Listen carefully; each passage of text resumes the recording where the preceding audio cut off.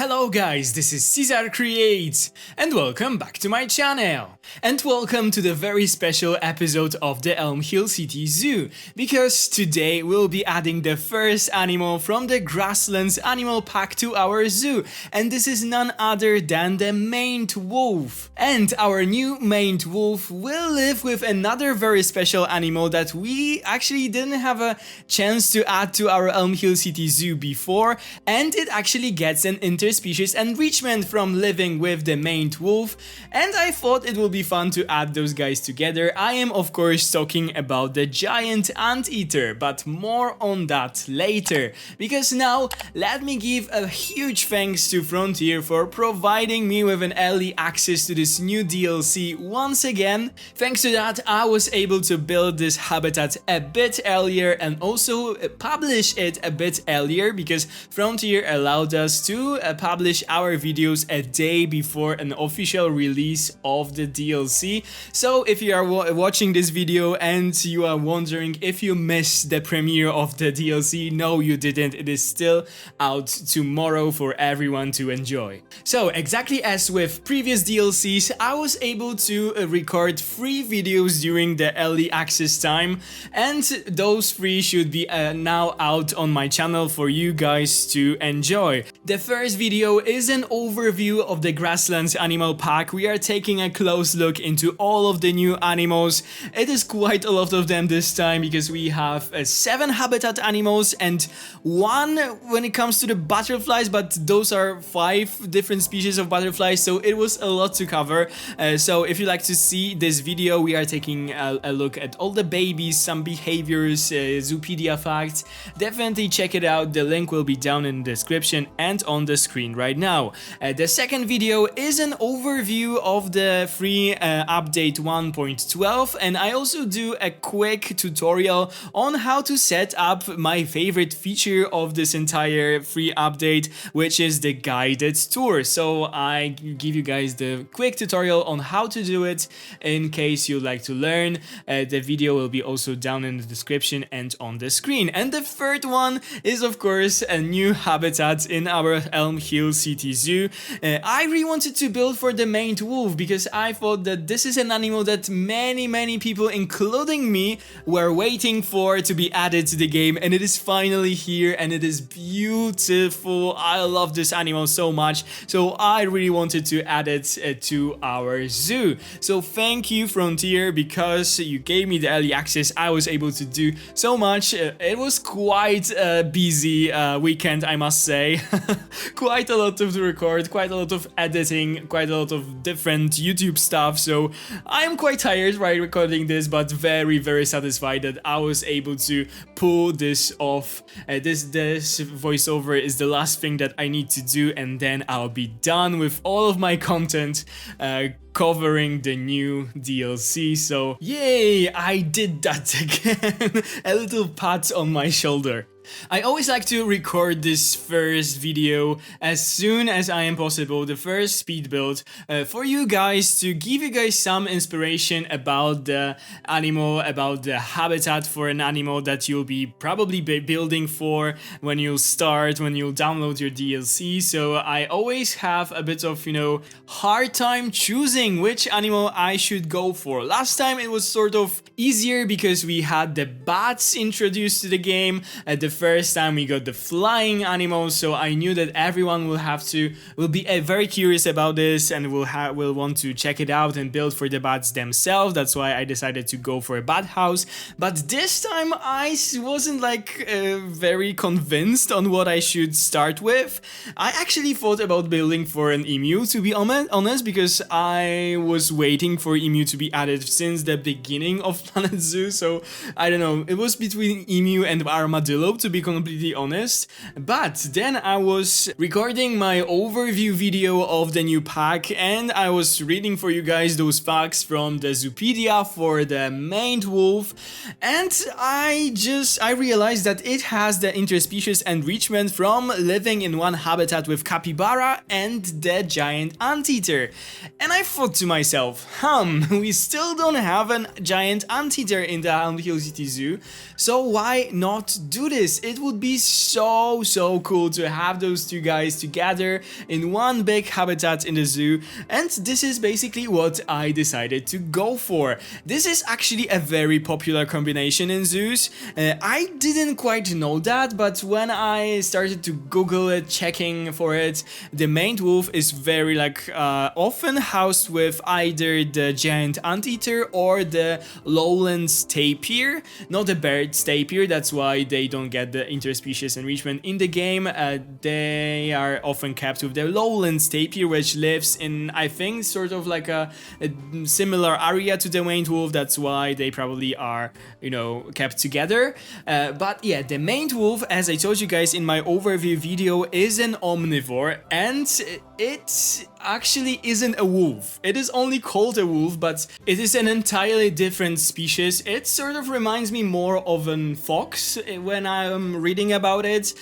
So yeah, the maned wolf, it eats mainly fruit and some smaller mammals, just as small birds, mice, and I don't know, lizards, stuff like that. It won't attack a huge animal, just a giant anteater. In real life, in its natural habitats, those guys get along just fine. That's why they are often kept together, because they just live in the same areas. And I must say that I am super happy that it was added to the game, because those two in one habitat just look amazing. And yeah, I am really happy with what I have created today. I had so little time. It took me like one evening and one morning to do this. So I am very happy with the things that I was able to achieve in such a short amount of time. I think that I am finally learning how to build more efficiently in Planet Zoo, and maybe it will help me to build my habitat faster. We will see, but yeah, very proud that I was able to achieve this in only like several hours. So I really like this habitat. It was actually inspired by a habitat for the maned wolf and the lowland tapir from a small zoo located in France called Zoo de Lille. At least I think that you pronounce that this way. I don't know much about French, but I think that it actually means a small zoo if you translate that. So pretty cool. But yeah, this habitat is really nice. Maybe I only took some parts of it, not the entire thing, but what I really liked is that it has this like elevated viewing platform for the guests, so they can get this really nice view to the entire habitat.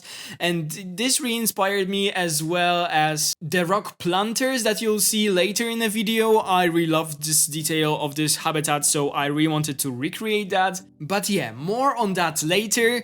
I will quickly describe everything that happened in the video in a second, but firstly, let's talk once more about the Grasslands DLC, because what I wanted to tell you guys, I actually said it in my overview of the pack in a different video, but I will say it once again in here, that I think that the Grasslands Animal Pack is one of the best packs, to be honest, and it's really worth to buy it. So if you are wondering if you should get it, I would say yes, do it. You won't be disappointed, you will love it, because the animals in that pack are some of the best animals that we have in the game right now. They are so well made, like the models are beautifully done, the animations are really nice, the way they move, the way they act, the level of details. I just love the new pack. I need to say it, I need to confess that I love the new pack. And also the fact that those animals are all, I think, from the top 50 of the community meta wish list. It's just amazing. Those are just the animals that we wanted to have, and they gave us those animals, and they did this in the most spectacular way. I mean, the only animal that I have to complain a bit is the striped hyena, but from what I saw on the forums of Planet Zoo, Eltanin actually posted that the devs are taking a second look at the model of the hyena, so maybe if you are watching this video, because obviously I am recording this earlier, maybe if you are watching it, the new reskin model was already released and it looks amazing, but other animals are just top notch. I mean, the maned wolf looks amazing, the blue wildebeest is the best ungulate right now in the game, the wallaby is is just so well made. The emu is such a cool animal, such an animal that I wanted to have in the game from the very beginning. And the armadillo, such a small animal with a lot of personality and such a level of detail on this small little model. This is just amazing. So yeah, it's hard for me to not love this pack. I really enjoy it. And I also forgot about the Caracal, which I am very surprised by because I wasn't excited at all when they announced it, but when I saw it, it is just so well made. So yeah, really cool and strong pack. It's very hard to choose for me which is the best animal pack in my opinion in Planet Zoo right now. If it's the Wetlands pack or is it the Grasslands pack.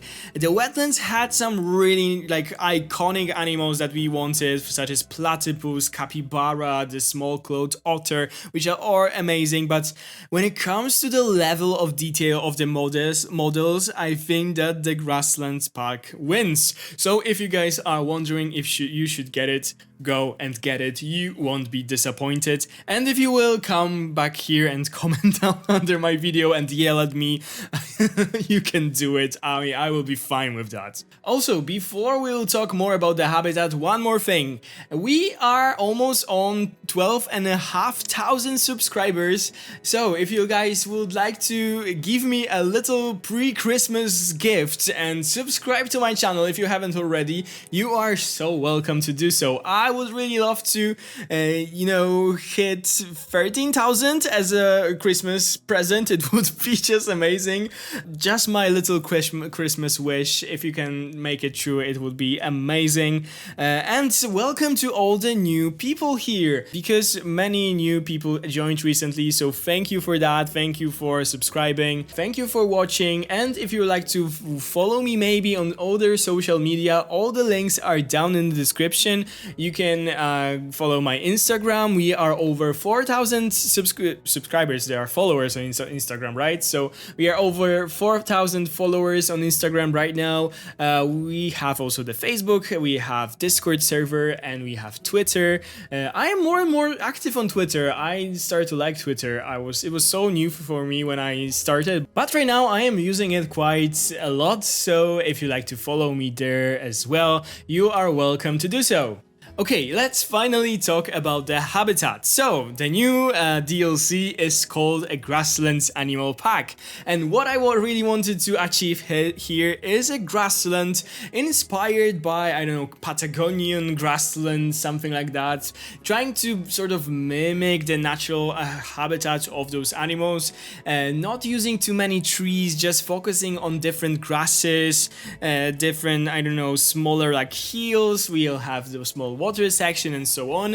It is quite like flat, but it has those like hilly, I don't know, rock formations with overgrown with different foliage. You will see that in a second. I really wanted to use all the new plants that were introduced with the free update.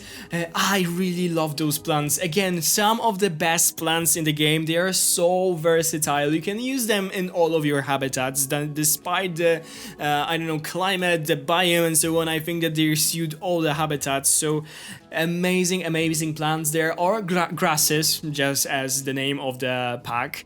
So you have this buffalo grass, this like lower patches of grass, which is just amazing. I cannot imagine people using the like normal long grass from the paintbrush, buy and pray paintbrushes right now when we have this grass. This looks so good. We also have this old grass and the blue stem grass, if I am right. This is this purple grass that looks amazing. So yeah, really cool plants. I am showcasing them also in my free update video, so if you like to see them up close, definitely go and check that out. But let's start from the beginning. We started this video by creating a glass barrier that is in the front part of the habitat. This was not inspired by anything. I just wanted to give my guests a nice view, like clear view inside of the habitat, and have this this experience of being very close to those animals. I think it looks really cool. I remember being in Barcelona Zoo, and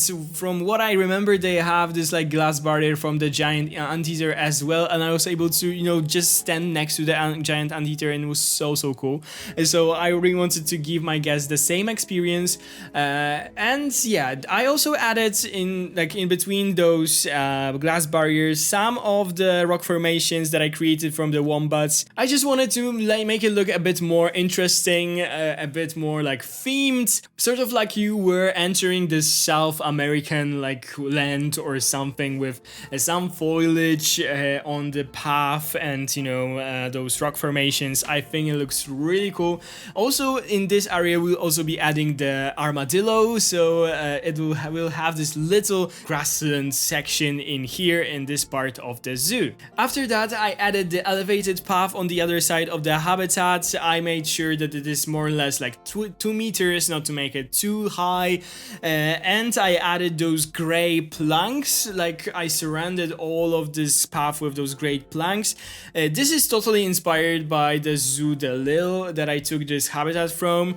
They sort of can look like this wood that's been through a lot, you know, exposed to the sun, to the harsh winters and so on, and that's why it is so gray. But also it sort of looks right now like there's this technique of pressing the wooden planks into the concrete, so they leave this wooden texture in the concrete, so it sort of looks like that. But I am really like happy with this effect, and I really like it. And also we added a curb on this elevated path, and we added a barrier for the guests that we already had in the zoo. I decided to use it once more because I had it.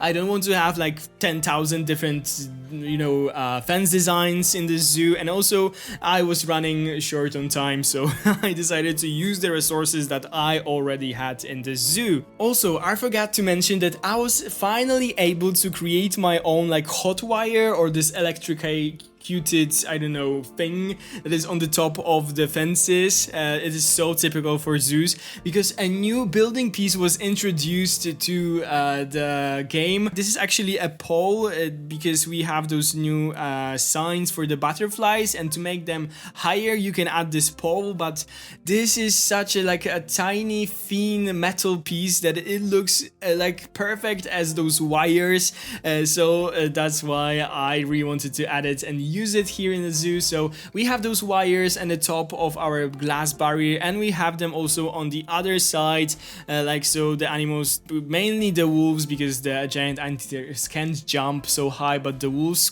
could be able to do it, so that's why we have this electricated wire or something on the other side of our habitat, and is surrounding nearly the entire habitat. So after that I also added the wooden walls on the right side of the habitat. There is this like slope where the guests are able to go from the lower glass viewing gallery to the elevated path. That's why I needed to have like this sort of retaining wall of, so all this mass of earth, dirt and so on won't fall in the habitat, if you know what I mean. I added there tons of plants so that this area is more cohesive with the rest of our zoo, which is very lush with a lot of different temperate trees. And then I created this different kind of fence using the poles or the beams from the Africa pack, and in between those poles I wanted to add the mesh at first, but then I decided that the electrified fence from the barriers will look better, and there I used a trick that I learned from one of the Leaves video, who I think learned it from Just Goron, and this is a trick on how you can delete the, I don't know, the poles or the posts, or I don't know how you can call it, from the barriers. So what you need to do is place the individual post of the invisible barrier and drag your existing post of the barrier that you are creating, for example, a glass barrier or this electric barrier, to this invisible post, and that's how it basically disappears and you get this barrier without all those posts.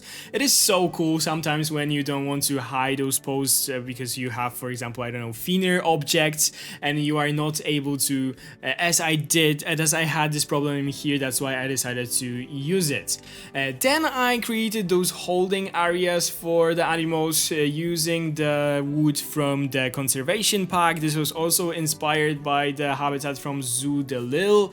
And after that I went to creating the shelter, which was also this inspired by this zoo with this whole wooden facade made from the Twilight Pack beams. And I will also create the entrances, I mean the doors for the shelter, and the roof for the shelter. I won't show you how I do the interior, you'll be able to see that in the cinematic shots by the end of the video. Then I also added some decals to our wooden walls to make them look a bit dirty, and I went on to creating whole nature part of the habitat. So I did the water section, and I also added those like rocky planters, as I told you guys. This is called rockery or something like that, I think, in English. And I added a lot of those different grasses. I also added those reeds because they look somehow like those pampas grasses that are so typical for South America. So to mimic this kind of, you know, grassland, I wanted to add them. Some ponytail palm trees for different kinds of, you know, grass, and a lot of new grasses from this new pack that are just phenomenal, and just look how good this habitat looks because of them. So what we'll do now is just finish the natural part. I will also add some dead trees. I will add some different details such as those roots to add some, I don't know, dry little branches. I will add some decals to the ground of this habitat to make it look like it's a bit more dirty, not so like even and nice. And of course, enrichment items, food bowls for the animals, some small rocks. Also, I will add plants around the water section to blend it with the rest of the habitat, and this will be basically all. What I also wanted to tell you guys in this video is that I will be adding probably most of the animals from this new pack to the Elm Hill City Zoo. You can expect all of those animals being added to our zoo, so I already found really cool spaces and places for them in the zoo. So if you are wondering if I will add them, the answer yes, of course I will. So this is the plans for the channel in the near future. And of course we will finish the wildcat house. We also only need to add the caracal. We'll do it probably in the next video. So if you're waiting for that, it is coming really soon. I actually had some different plants from the giant anteater. I also wanted to add it in a zoo, but in a different space. I wanted to create something like a tropical house and add it to the tropical house. But right now I am even more happy that I didn't like make this plan come true, because I think that this habitat looks phenomenal, housing those two different animals together. So do we have some time for the fun facts about the maned wolf? Probably some of them will fit in this video, so let's try to fit several of them at least. So the maned wolf urine has a powerful aroma, reminding many humans of the way skunks smell, and I can confirm that. I have maned wolves in my local zoo, and the habitat always smells, to say the least. The maned wolf is the largest canid in South America. It looks more like a long-legged fox than a wolf. Genetic studies show that it's neither fox nor a true wolf, but distinct species. Maned wolves are omnivorous eaters and solitary hunters. They eat seasonally abundant fruits and vegetables, and are particularly interested in lobelia, whose name means fruit of the wolf. It is a small tomato-like berry that, along with other fruits and vegetables, makes up to 50% of the maned wolf's diet. They eat small mammals such as rodents, rabbits, and insects. Okay, so I think that this is all that we can feed in this video, and this is all when it comes to the entire video, so thank you guys so much for watching, and again huge thanks to Frontier for the early access to this new DLC. If you guys enjoyed the video, please don't forget to subscribe to my channel, ring the bell if you want to be notified every time I upload a new video, and give this video a big thumbs up down below. And of course, don't forget to let me know down in the comments if you enjoyed today's habitat and if you are happy that we combined those two animals together, because I am very happy with that. If you'd like to support the channel a little bit extra, you can do it with the join button down below. Thank you guys so much for watching, have a wonderful day, and I'll see you in the next one. Bye guys!